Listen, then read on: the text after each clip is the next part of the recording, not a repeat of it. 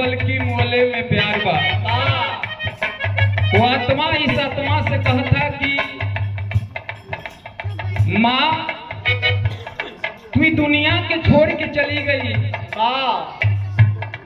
ये दुनिया का लोग स्वार्थी है।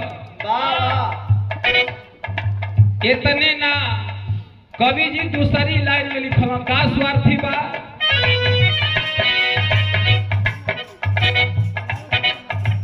जियाला पर मिले नाही नून और